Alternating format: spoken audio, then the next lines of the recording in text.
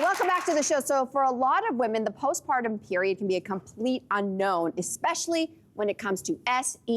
So our next guest is an international expert in sexual health after birth. She's here to demystify this time in a woman's life and separate fact from fiction. Please welcome to the show nurse researcher Rachel Olivier.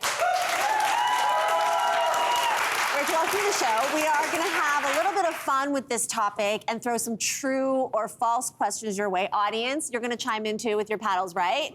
Okay, so here's the first one, okay? True or false, your vagina will never be the same after giving birth. I'm gonna say true.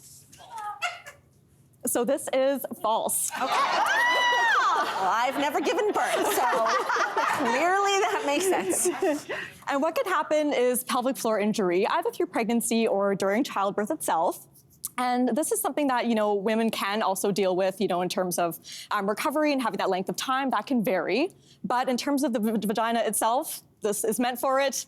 Things do go back. Hashtag snapback. Hashtag snapback, exactly. Okay. So aside from the specific area of the body, can you talk a little bit about, the other things that might be going on for women postpartum that can make things challenging? When we think of postpartum changes, we often think of, things like weight changes or breast changes, stretch marks. But what I think often gets missed is that relationship between body image and sexuality or sexual identity. Because when I talk to new moms, a lot of them often say that they feel like their body's new or like they don't recognize their bodies. And that really can have, a huge impact on either feeling connected or disconnected from your sexuality as well. There are a lot of changes, and the breasts are an example of that, where now you're nourishing a baby as well.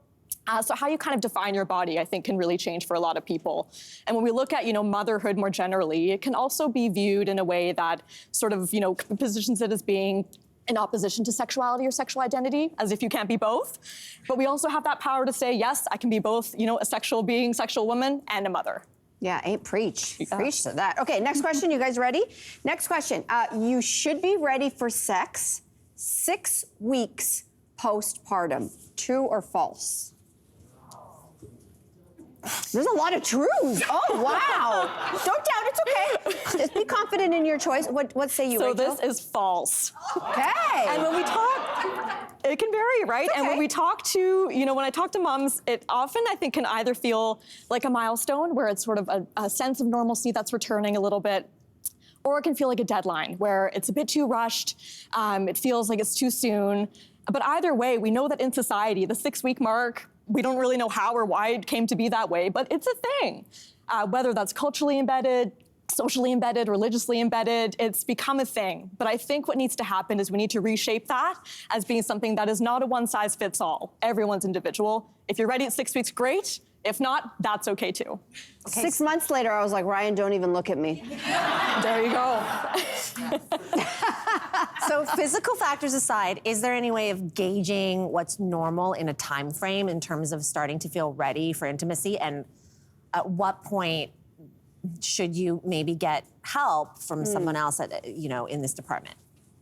So it really varies for everyone. And I think what's important to consider here is that it's not necessarily a linear path to feeling ready for sex.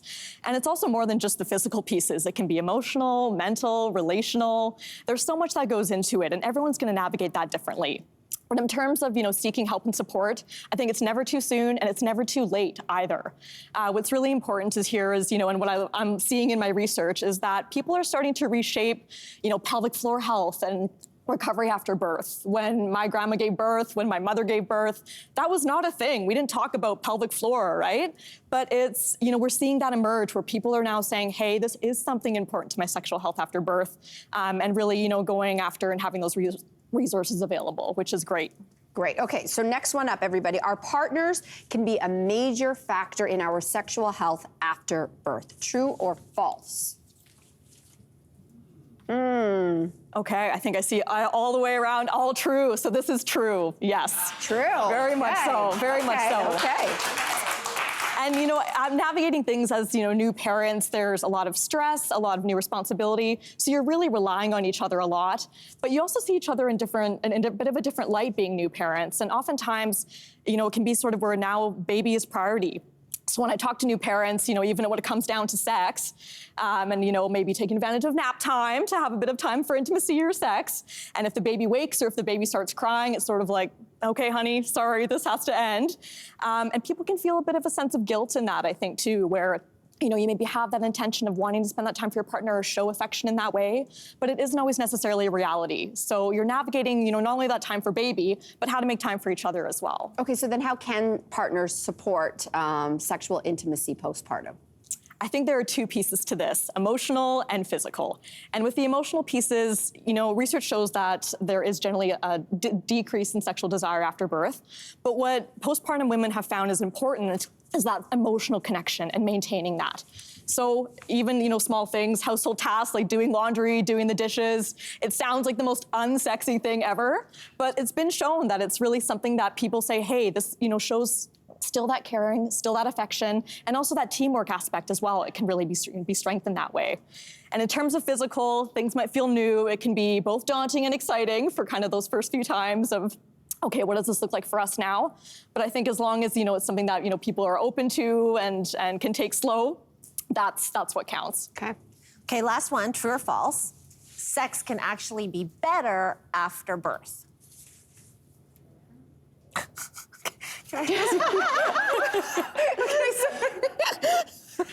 Sorry, someone. No, I'll tell you later. I'll tell you later. What say you? So this is true. Yes. This is true. And with a lot of the changes that, come after birth, I think there's this, also sense of confidence that can come of, your body just did this amazing thing in carrying a pregnancy and giving birth. And that gives, I think, a lot of new moms that confidence or that sense of reassurance of, hey, okay, even though I'm doing all the recovery work now, it's really cool what my body was able to do. And whether you're postpartum or not, I think exploring pleasure, exploring what that looks like for you is important any time.